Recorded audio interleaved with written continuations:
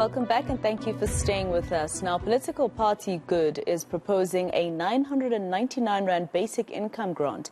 It reasons that the country can't afford to have 8 million unemployed people who cannot afford even basic goods, and that the existing 350 Rand social distress of relief grant is inadequate. Good says it would make the grant available to unemployed people aged 18 to 60. The Secretary General of the party, Herron, speaks to us now virtually. Brett, thank you very much for your time here on eNCA. So obviously this will then be one of your main campaign pointers leading up to next year's elections. Good afternoon. Look, it's been a main campaign issue for us within the Parliament since we were elected in 2019.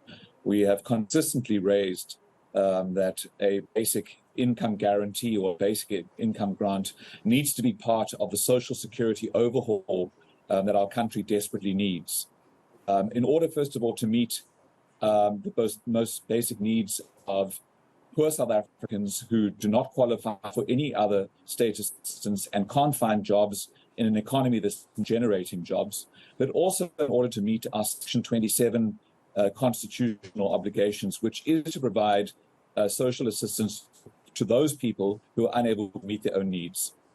All right. So in terms of the budgeting around it, we've been told so many times, even by economists, that we cannot afford as a country a basic income grant. But you're saying that it's possible. What would you cut out, for instance, to make sure that this is met?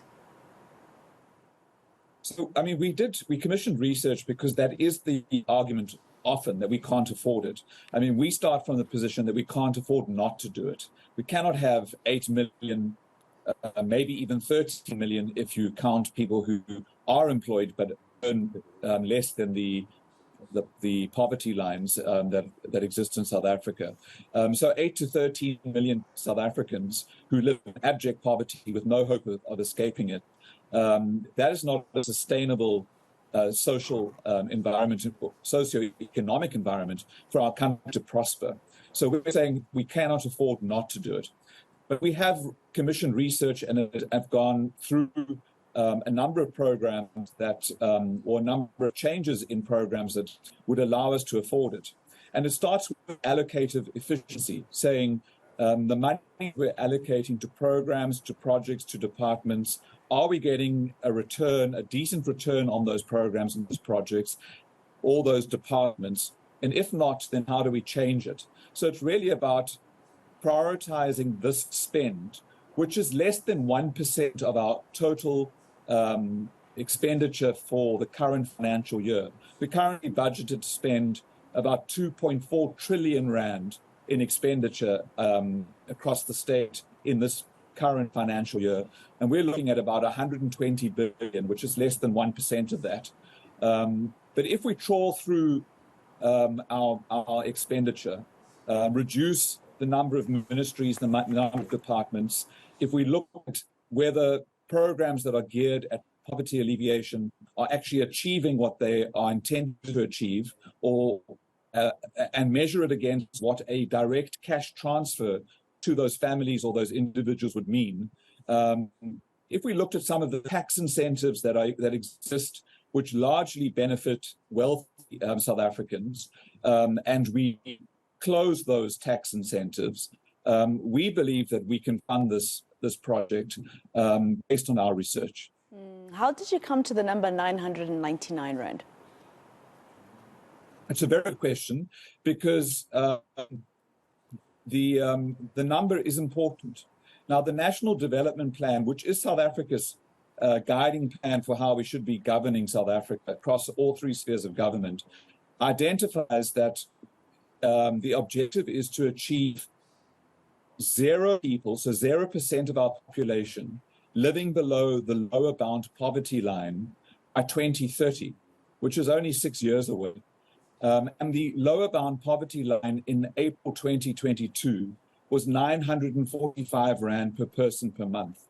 And if you escalate that using inflation over the last year and the rampant cost of living, the rise in cost of living that we've seen over the last year, it comes out to about 1,000 Rand per month.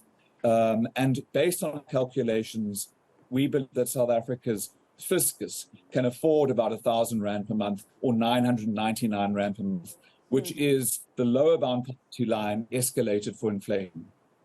And then that's what I was going to come to, actually. Every year or so, or not even every year, every second month or so, inflation numbers seem to rise, especially in a country like ours. We've had such a bad, few months in terms of our economy. So what would you do with regards to that? Would you up it according to inflation each year? Well, I think that, in the ideal situation, the entire social security system needs to be overhauled, and that includes old age pensions. Currently the old age pension is about 2,010 rand per month if you don't have any other assets or any other income. So you spend your entire life contributing to South Africa, paying VAT, paying taxes if you've being employed, and then when you have no retirement savings, you get 2,010 rand a month back, which is an unacceptable number. So it is important that social assistance, like old age pensions, like the basic income grant, like even the social relief of distress grant, which is at 350 rand per month and has been stuck at that amount for the last 3 years, does keep up with inflation. And as you rightfully say, South Africans have endured rampant rising inflation over the last couple of months, and certainly since the last poverty line figures were introduced or updated, which is April 2022. So in April 2022, the lower bound poverty line was at about 945 rand per month. And we've used that as a basis for reaching 999 rand per month, which we think is probably the current lower bound poverty line.